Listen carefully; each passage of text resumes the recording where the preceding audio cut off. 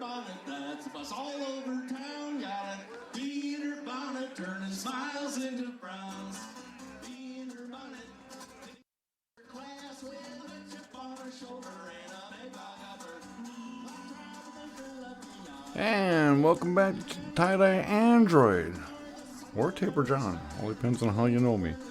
Anyways, this is going to be a review and how-to on the Samsung Smart Family Hub on their refrigerator. Alright? Because you guys know me on the Android side that I'm kind of like picky. So, let's go with that. So let's head on. We're going to be discussing how to customize and set up and the features of the Samsung Smart Family Hub on your smart refrigerator. Depends on where you're geographically located. Okay, and then we'll go and take a quick peek at what you can do and what you can see on your app on your phone. And if you know me, you know I like my munchies. So anyways, so let's get on with the first one. Let's do the Smart Family Hub first.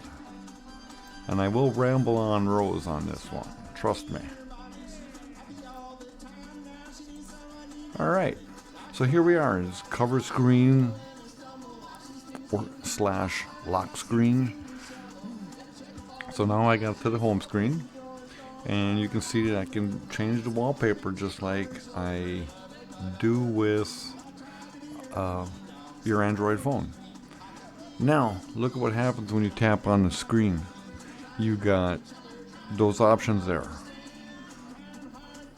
And pretty much the layout for like settings and stuff is pretty much like your iPhone, your Android phone. I don't know why that slipped out of my mouth. But they are compatible. And these are the apps that come with it. I can really speak on the apps, but we're not going to go there just yet. So here's the weather screen, your lock screen, cover screen. Now you're back to your home screen, and these are the things that you can do. You can like view the inside of the fridge. Sorry there's no groceries in there, I just got the fridge yesterday. And then you can do a whiteboard where you can just leave a note for somebody. And then you can actually add that to the home screen as well. And if you click on the right there, you'll have the menus right there where I just tapped. You can actually save, download, and then you can say add it to the home screen. Just like you did in the beginning when you tapped just the screen and it gave you what you want to do. You can do it all right there. That makes it simple. And then just like the Android with the gestures, you can tap, hold, pinch, twist, rotate, you know, if that's what you want to do.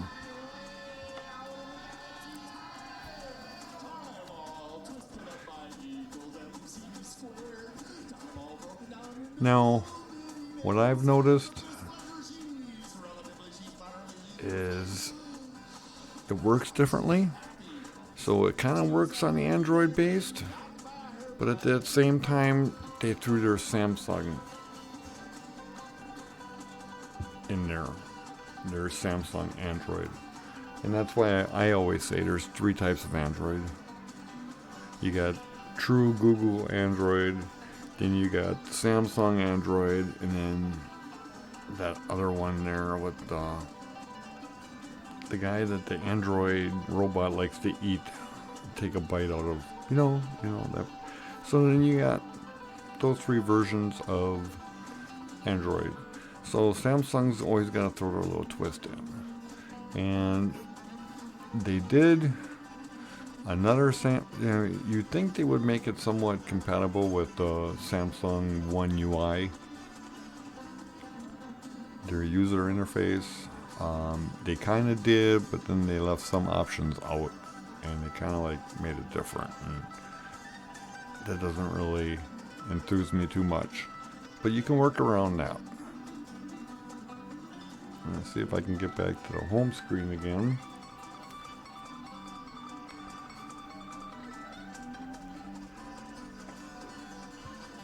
Well, like I said, you can play with your calendars, you can sync, and actually you can sync multiple accounts to the calendar. So now me and my wife Jane, what we can do is we can actually see both of ours at the same time. So if she knows I got something going on, she can view it. So here we are back at the beginning. Now watch this on the right when I touch the screen. And I will bring it up. There we go. So you can add a picture, you can add a video, you can add a memo, you can add stickers, drawing, you can add text, and you can add two other options. I just couldn't see what they were right now off the top of my head. So it pretty much works like an Android. And here's what I don't like. Okay. Why do you have Spotify, Pandora, TuneIn? Why do I need three music platforms? And you can't uninstall them. You can clear the data on the updates on them, but you can't remove it. You know me, I have a sense of customizing, and I like things working my way as well. And I listen to music on another channel, on another platform. How come that platform? How come I can't open up that app? Oh, I can. I can use Google Chrome. So if you notice, if I open up Google, it's all right there. I got a YouTube platform. I can go to my web browser and go through my audio sites. So please, why do you give me Spotify, TuneIn, and iHeartRadio, and Pandora? So I got 4 different audio platforms, and I can't remove them. And I don't even use them. And I like my storage space, and my RAMs, and my ROMs, and my memory.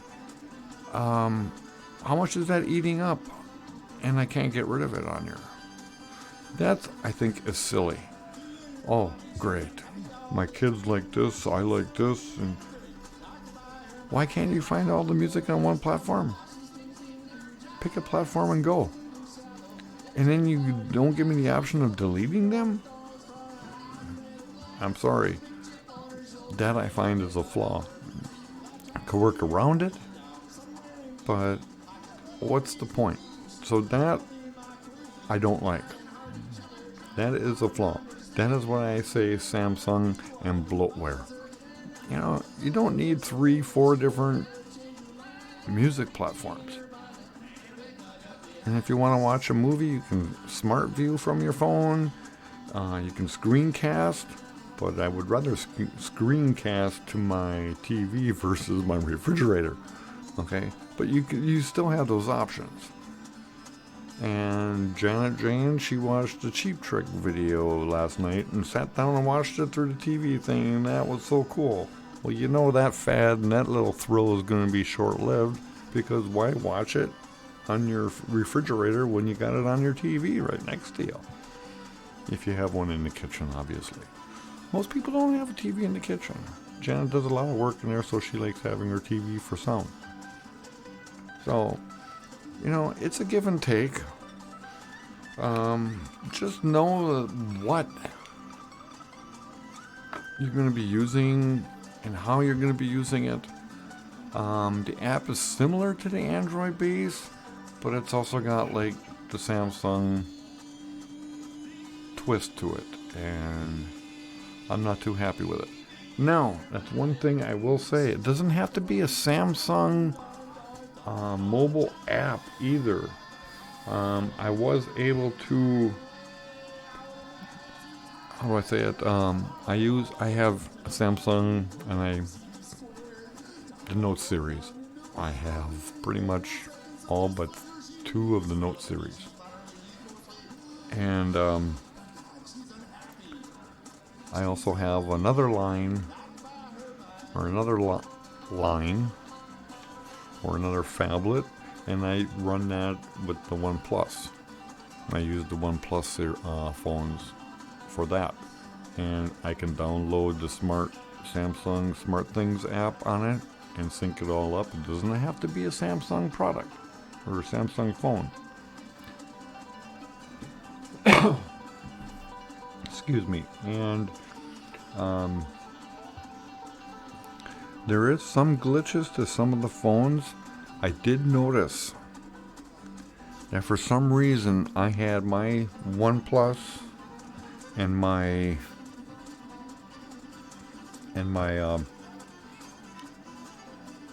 Note 10 Plus set up on it, and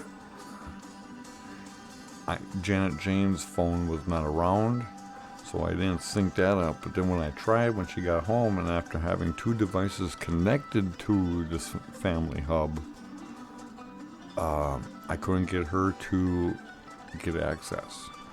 And then what I had to do was actually add my account, my Gmail account, to her phone. And then she was able to actually get it to work. So that has a little trick or two to work around, but otherwise, yeah, you can work around. You can connect a few devices to it, but it only allows a few at a time. And make sure you got the same account set up on it as well. It has to be with the admin, I believe. That was the other thing that I had to discover on the side. I can bring that up as well, but I'm actually going to explore that a little bit more, and if I have to, I will come up with a video just for that.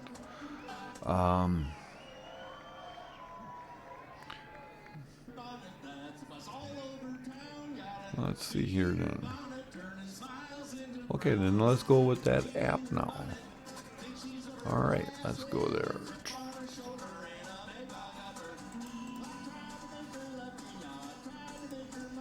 Some new music.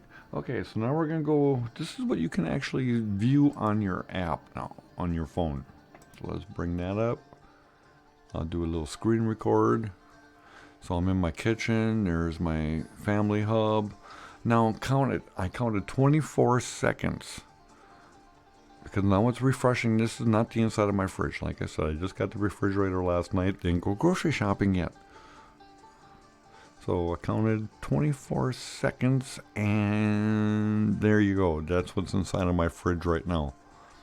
Now, the older fridges, refrigerators, they have one camera, and it's located on one of the shelves. This one is actually smart. It's got 3. That's why when you look at the video, or should I say what's inside the refrigerator, you'll see 3 shelves. It's got a camera on each one. For each shelf, so you got to watch closely on that, and look at, you can control what else are you going to do with a refrigerator, right? So basically you can control the freezer, the refrigerator, and the middle section would be like for your deli meat and bread and stuff like that, your vegetables. So you can set the 3 levels on the 3 areas in your refrigerator. You can set and control the temperature. There is a guy, I did notice that you actually got it. He tested it with water and then checked the temperature after hours.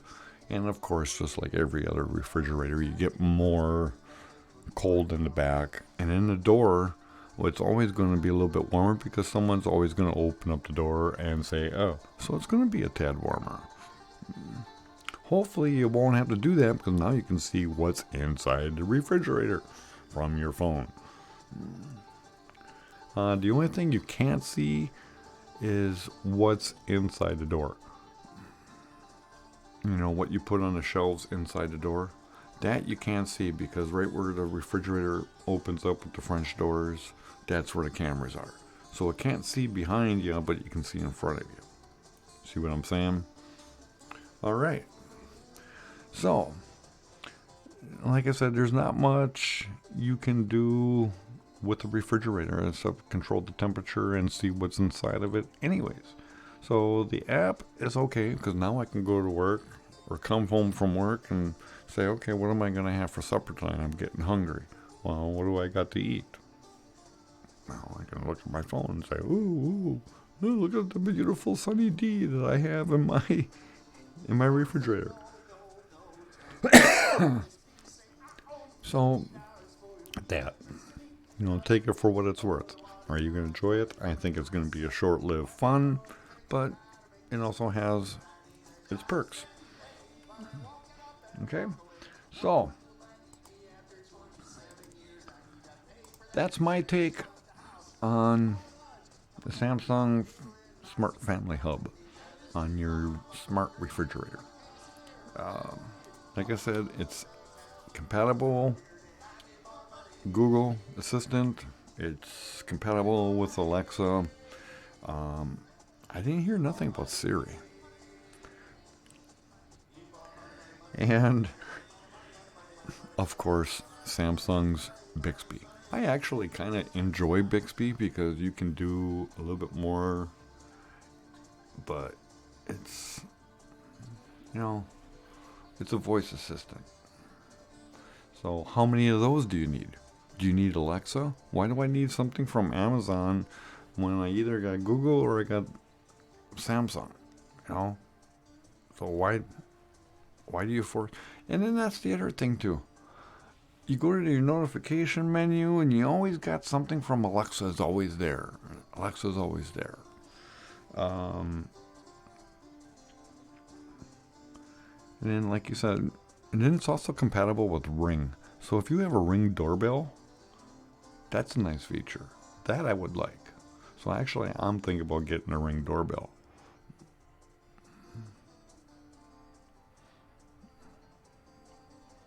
Not bad. And then the other one feature that I would like is to be able to monitor the front of the house. Oh, somebody's pulling in. I'm in the kitchen. Somebody's pulling in. Somebody's ringing my Ring doorbell now. So we should be able to put our security cameras on there as well. That would be cool. So there's things that they can work out a little bit better. I don't like the way you tell me I gotta choose Alexa and I gotta use Amazon, I gotta use Google, and I gotta use Bixby. I don't need 4 of those. Google works just fine. And it works on Samsung, and it works with Chrome. So you can see where I'm going with this. I don't need all the duplicate apps that work the similar way and for the same reason. You don't need that. I don't need 4 music channels. I don't need, or should I say, 4 music platforms. I don't need 4 compatible voice assistants. So, plus I don't talk to my refrigerator. I don't talk to my Androids. I do use Bixby once in a blue moon. I hardly ever use Google, actually, for the voice assistant. I mean, if I have to, I may do it when I'm driving, but I talk Wisconsin accent, so it's easier for me to type than sit there and re-say something 4 times so Google understands me. So, it's a hit and miss. All right. Well, that concludes my opinions, because I can go on more with the opinions. So you just gotta adjust your customizing and personalizations from what your mobile device does to the Smart Hub, because they tweak it their own way and they limit some stuff to it. Otherwise, you might as well just have your phablet right there in your fridge, you know. But that's what they did. So, enjoy. Have a great day. And see you on the flip side.